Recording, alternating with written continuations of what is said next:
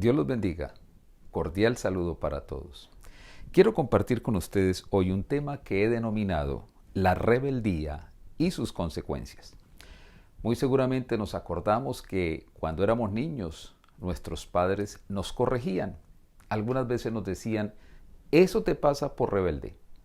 O nos decían simplemente, no seas rebelde, cuando nos mandaban a hacer algo y no obedecíamos. Pues yo creo que todos tenemos idea de lo que es la rebeldía.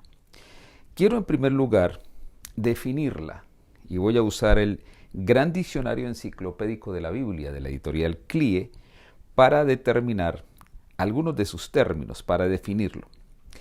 En el idioma hebreo en que se escribió el Antiguo Testamento no hay un término específico para pecado, sino que hay diversos vocablos tomados de la vida ordinaria del pueblo y de las relaciones interpersonales.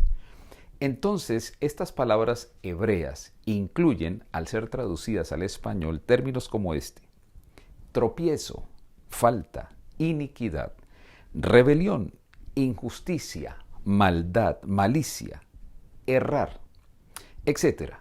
Son básicamente 11 palabras en el hebreo que nos hablan de pecado.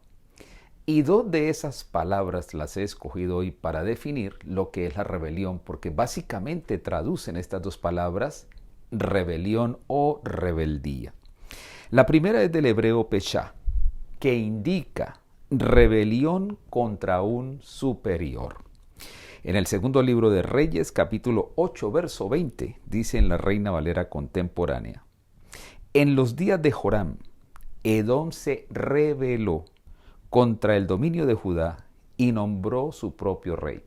El ejemplo de aquí es que este rey se rebela contra un superior. También este término implica una violación de los derechos ajenos. Expresa este término también la ruptura de un pacto y la violación de un contrato individual. Es un término característico de la predicación profética para designar la rebelión de un individuo o del pueblo completo hacia Dios.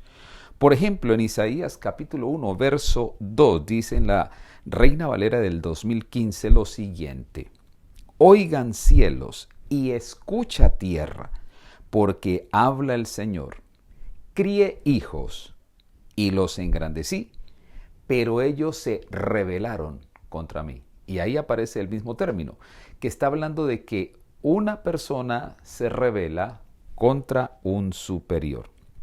Este término encierra la idea del aspecto volitivo del pecado, o sea, la libre decisión, la libre determinación que yo tengo de pecar, de rebelarme.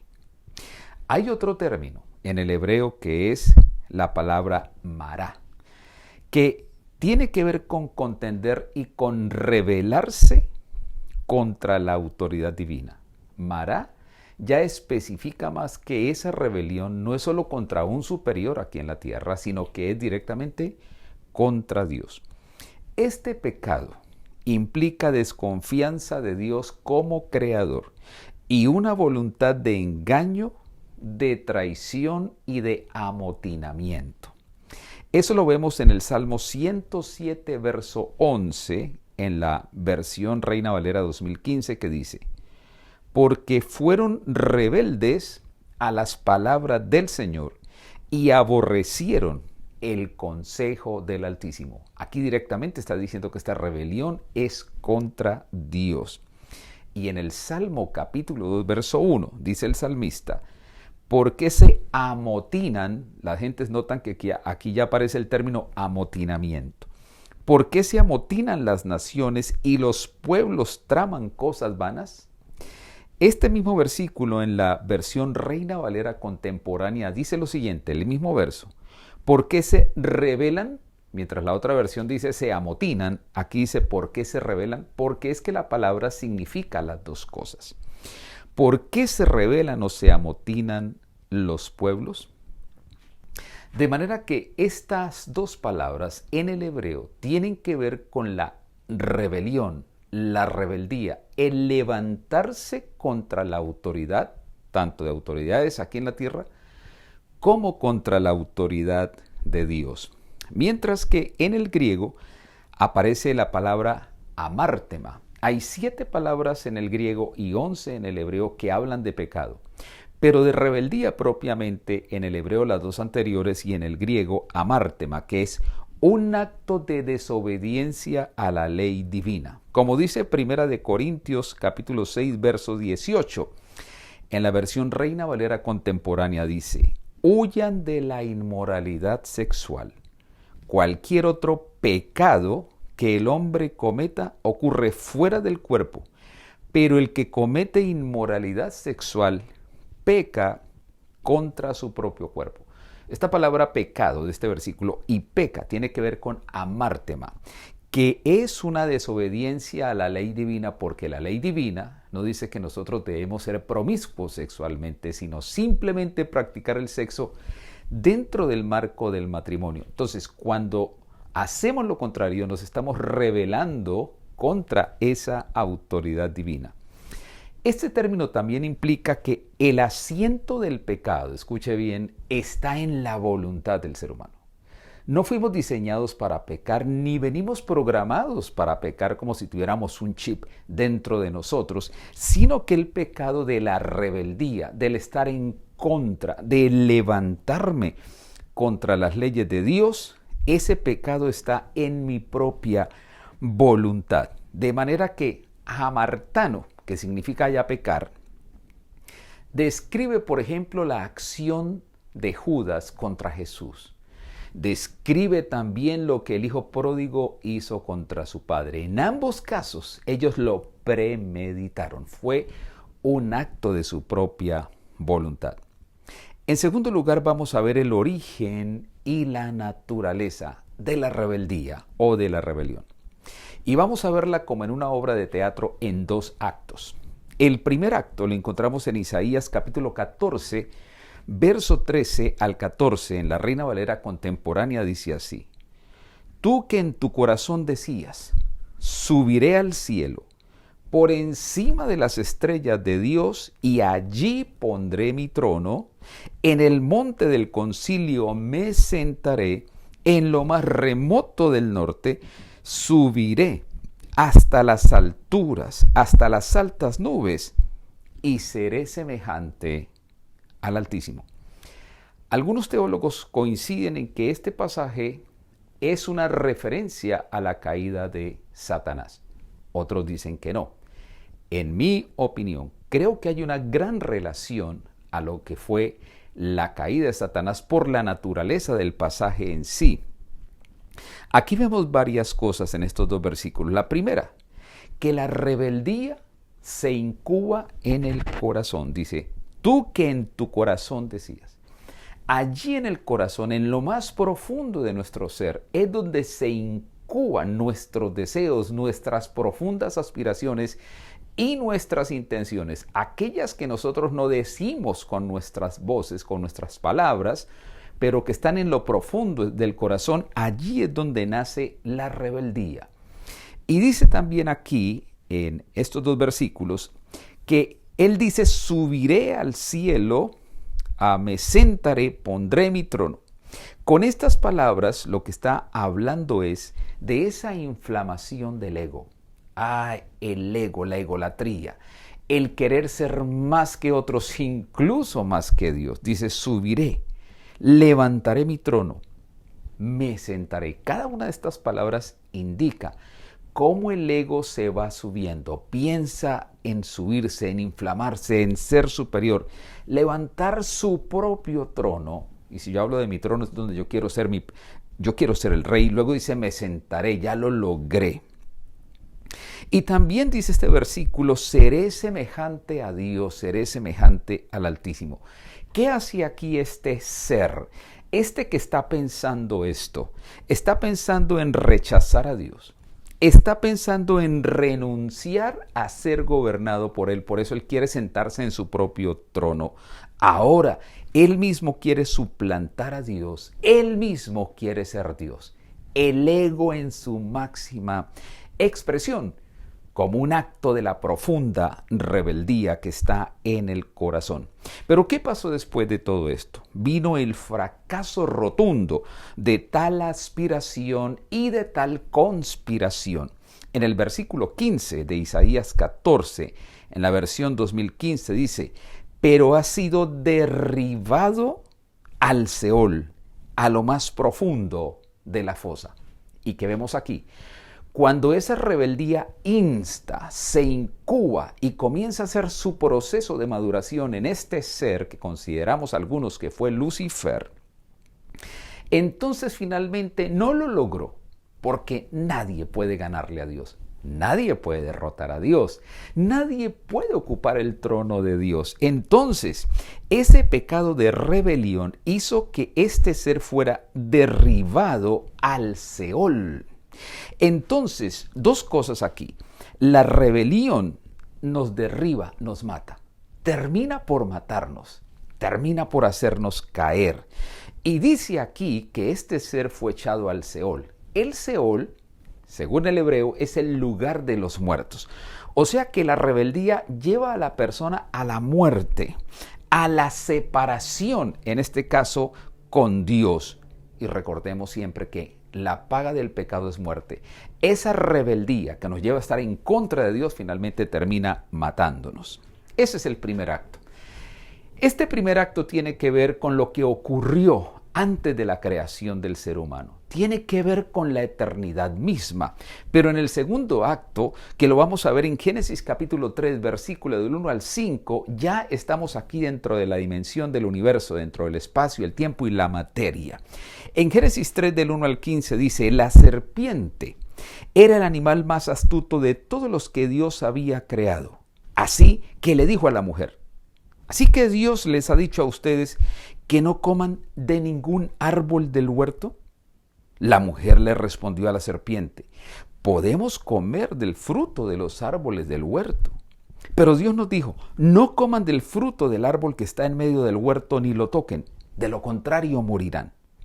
Entonces la serpiente le dijo a la mujer: no morirán. Dios bien sabe que el día que ustedes coman de él, se les abrirán los ojos y serán como Dios, conocedores del bien y del mal. ¿Qué vemos acá? No vamos a entrar en la discusión si fue la serpiente, literal o no. La razón, o mejor dicho, la esencia de esto es que el diablo hubiera utilizado una serpiente o lo que fuera, el diablo fue el que estuvo detrás del engaño. Entonces, este diablo que viene de haber sido derribado, viene de haber sido fracasado en su intento por rebelarse contra Dios, así fracasado y todo, siente envidia de ese nuevo ser que Dios había creado, el hombre, el ser humano. Y entonces se va contra él, conspira contra él para engañarlo, para empujarlo al fracaso también. Entonces, ¿qué hace? Lo primero que hace es sembrar la duda en la mujer y con sutileza hace ver a Dios como un egoísta y como un tirano. Mire lo que dice. Eva le dice: no coman, la serpiente dice: ¿verdad que Dios les dijo que no comieran de ningún árbol? Al decir esto, entonces está sugiriendo que Dios es un Dios egoísta y prohibitivo. No coman de nada, no pueden hacer nada, no pueden tocar nada. Dios no había dicho eso. Eso lo dijo la serpiente. Luego la serpiente, cuando Eva le contesta, le dice: no morirán. Al decirle no morirán, está diciendo que Dios es mentiroso, ¿verdad? Que la palabra de Dios no es la verdad. Y mire usted que este argumento sigue hasta el día de hoy. Hay gente que dice que la Biblia no es la verdad. Incluso algunos creyentes no creen en todo lo que dice la palabra de Dios. Es una estrategia del diablo de negar que la palabra de Dios es la verdad. Pero la misma Biblia dice que la palabra de Dios es la verdad. Luego él le dice a Eva: Dios bien sabe que el día que ustedes coman de este fruto va a pasar esto y esto y lo otro. Entonces está insinuando que Dios les está coartando los derechos y sus libertades. Y eso pasa hasta el día de hoy. Creemos que tenemos el derecho a hacer todo lo que querramos. Así esos derechos le hagan mal a otras personas, pero lo importante son mis derechos. Ese es un mensaje que el diablo trajo desde el huerto del Edén. Y con esos argumentos, el diablo incitó al ser humano a la insurrección. Porque eso fue lo que él hizo en el cielo. Se levantó contra Dios, se levantó contra el Señor. Lo convence de que renuncie al gobierno de Dios. Este lucero no quiso que Dios lo gobernara y ahora está insinuándole y diciéndole al ser humano que no acepte el gobierno de Dios, que saque a Dios de su vida. ¿Y qué pasó? El diablo logró el objetivo de pervertir la mente de Eva y entorpeció la comprensión de Eva. Porque en el verso 6 de Génesis 3 dice, la mujer quedó convencida, así lo dice la Nueva Traducción Viviente, vio que el árbol era hermoso y su fruto parecía delicioso y quiso la sabiduría que le daría. Así que tomó del fruto y lo comió. Después le dio un poco a su esposo que estaba con ella y él también comió. ¿Y qué pasó? Todo fue un engaño. Ella pensaba realmente que cuando ella comiera ese fruto las cosas iban a ser mejor, que iba a entrar a una dimensión nueva y superior. Pero al prestar atención a la voz del diablo, antes que a la voz de Dios, el entendimiento se entorpece. Si Dios nos habla, prestemos la atención a la voz de Dios. Porque si en vez de prestar atención a la voz de Dios, le prestamos atención a esa voz mentirosa y engañosa de Satanás, nuestra comprensión se entorpece. Entonces, ¿qué pasó aquí? Ahora, eso que antes era prohibido o que era malo o que era pecado para Eva, ya no lo es. De un momento a otro, lo malo fue atractivo.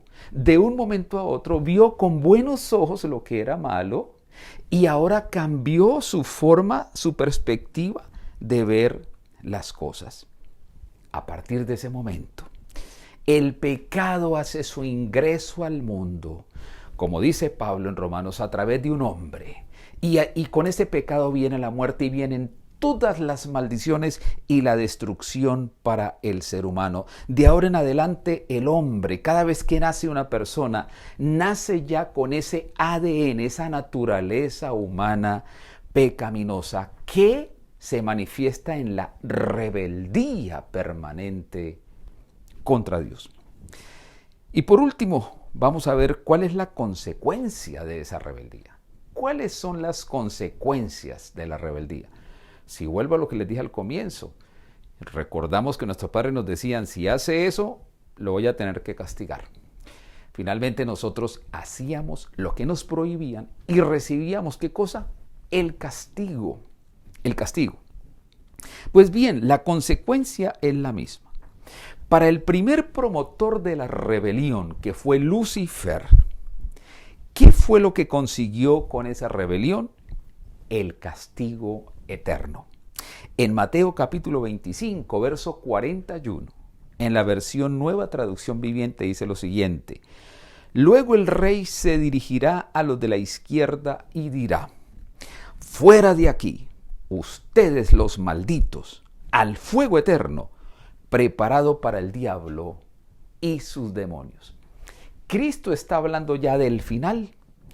Cristo está hablando de lo que va a suceder al final del tiempo, cuando ya todo llegue a su final y el Señor diga hasta aquí y comienza el juicio para todos, las recompensas, las retribuciones. Pero lo que quiero centrarme de este versículo es que dice que ese fuego eterno, ese castigo eterno fue preparado para el diablo y sus demonios. Noten, no fue preparado para el ser humano. No fue preparado para el hombre. Este castigo eterno fue preparado, diseñado para el diablo y los ángeles que pecaron junto a él, seducidos por su engaño también, y ahora les espera un castigo eterno. Es interesante que no aparece una segunda oportunidad para el diablo y los demonios. Pecaron una vez y fueron destituidos permanente y eternamente de la presencia de Dios, y les fue preparado un lugar de castigo, no para que viviesen deambulando en el universo, sino que les fue preparado un lugar de castigo que aquí lo menciona Jesús y que en otras partes de la Biblia se menciona, porque hay gente que lo niega, pero el texto bíblico lo dice claramente. Ese fue el castigo para el diablo y sus ángeles, lo que conocemos hoy como demonios. Pero para el ser humano que se rebela contra Dios, ¿cuál es entonces ese castigo? En Génesis capítulo 3, versos 17 al 19 dice lo siguiente: después de que el hombre pecara en el huerto del Edén, entonces Dios le dice algunas cosas al hombre. Lo primero que vemos aquí en el versículo 17 es que le dice Dios a Adán: la tierra será maldita por tu causa. Y del versículo 17 al 19 vemos básicamente 5 cosas. La primera, que el hombre con su rebeldía genera una maldición en su entorno. Porque siempre que hay un rebelde, eso lleva maldición a su familia, a su entorno. En este caso Dios le dijo que la tierra entera sería maldita por causa del hombre, y a partir de ahí dice la Biblia que nacieron espinos y cardos, todo lo que son plagas, todo lo malo nació a partir de la rebeldía del hombre, del pecado del hombre. Y también le dijo que su vida sería miserable, ahora tendría que sufrir, tendría que con dolor ganarse el pan. El trabajo, que era una actividad amable, ahora se convertiría en una actividad penosa, gravosa, difícil. Ese sería ahora su trabajo, forzado, gravoso. Y cava su propia tumba. Ahora le dice: al polvo vas a volver. El hombre no fue diseñado originalmente para que muriera, pero fue por el acto de la rebeldía y el pecado que ahora él cavó su propia tumba con su rebeldía, y ahora iría a morir. Y qué triste, entró la muerte también. Una de las cosas más horribles que le puede suceder al ser humano, la muerte, que nos separa de nuestros seres queridos, que corta nuestro sueño, nuestras ilusiones. La muerte entró por causa de la rebeldía del ser humano, y desagradó el hombre a Dios con su pecado, y Dios lo expulsa de su presencia. Dice que echó Dios a Adán y a Eva del huerto del Edén y puso allí unos ángeles con unas espadas para que no pudieran volver a entrar. Fueron expulsados de la presencia de Dios. ¿Y qué sucede con el rebelde? Cuando se trata del diablo y los demonios, no tienen esperanza. Pero cuando se trata del hombre, hay una esperanza. El Señor hizo para Adán y Eva unos vestidos de pieles, porque ellos se dieron cuenta que estaban desnudos y les dio vergüenza. Y allí entonces establece el principio del Cordero sustituto, de la sustitución. Posteriormente, Cristo vendría a morir por nosotros para que no fuéramos condenados eternamente como lo fue Satanás y los demonios. El hombre tiene una esperanza, y esa esperanza se llama Jesucristo. Él es el Cordero de Dios que muere por los pecados de todo el mundo, de todos los seres humanos. ¿Cómo entonces es que este castigo eterno tiene algún tipo de solución? Porque si no lo aceptamos, volvemos a leer el capítulo 25 de Mateo, verso 41, que dice: luego el rey se dirigirá a los de la izquierda y dirá: fuera de aquí ustedes los malditos, al fuego eterno, que fue preparado para el diablo y sus demonios. ¿Por qué? En el mismo versículo, del versículo 41 en adelante de Mateo 25, dice: ¿por qué? Porque no hicieron lo que Dios mandó. No hicieron lo que Dios hizo. Una rebeldía contra la palabra de Dios. Y cuando esa rebeldía no se corrige, tiene castigo eterno. Pero cuando nosotros tomamos la decisión de arrepentirnos delante del Señor, entonces hay una forma de librarnos de ese castigo eterno y de volver a esa comunión con Dios que Adán y Eva perdieron en el huerto del Edén. Recuerden esto. Este Lucifer, estando en el cielo, no quiso aceptar el gobierno de Dios. No quiso aceptar que Dios reinara sobre ellos. Luego él le lleva ese mensaje a Eva: quítate de encima ese gobierno de Dios. Tú puedes llegar a ser como él. Aunque él ya había fracasado en eso, la engaña con una mentira. ¿Cuál es la primera petición de la oración del Padre Nuestro? Venga tu reino. Porque cuando aceptamos el reinado de Cristo en nuestro corazón, entonces volvemos a esa comunión con Dios que se perdió en el huerto del Edén por no aceptar o más bien por rechazar que Dios reinara sobre el hombre. Pero cuando Jesús nos enseña ahora, nos dice, oren así, que venga tu reino. ¿Cuál es el reino de Dios? El reino de Dios viene cuando Jesucristo viene a reinar en mi corazón. Ese es el reino de Dios. Y cuando yo acepto de nuevo que Él reine en mi vida, yo no quiero ser el rey de mi propia vida. Yo no quiero tener mi propio trono para ser mi propio Dios. Yo quiero que Dios reine en mi corazón. Ya no quiero ser rebelde. Quiero someter mi rebeldía al señorío de Jesucristo. Por eso Él dijo, arrepiéntanse porque el reino de Dios ha llegado, está aquí entre ustedes. Y cuando nosotros aceptamos ese reino, cuando recibimos a Cristo, recibimos el reino de Dios en nuestro corazón y hacemos la voluntad de Dios, porque la oración dice, venga tu reino y hágase tu voluntad. Si nosotros permitimos que Dios reine de nuevo a través de Jesucristo en nuestro corazón y hacemos la voluntad de Dios, es como si volviéramos de regreso al huerto del Edén, a tener de nuevo esa comunión con Dios, y Dios nos recibe otra vez porque es bueno, es misericordioso y por amor a nosotros sí nos dio una segunda oportunidad. El diablo no tuvo esa segunda oportunidad, nosotros sí tenemos esa oportunidad. No dejemos que la rebeldía arruine nuestra vida. No dejemos que la rebeldía nos convierta en una maldición para nuestro entorno. Sometámonos a Dios y sometámonos a nuestras autoridades. En la casa las autoridades son los padres. Y también hay autoridades por todas partes, en la universidad, en el colegio, en la empresa, en el municipio, en la nación. Sometámonos a Dios, haremos la voluntad de Dios y seremos bendecidos. Dios los bendiga.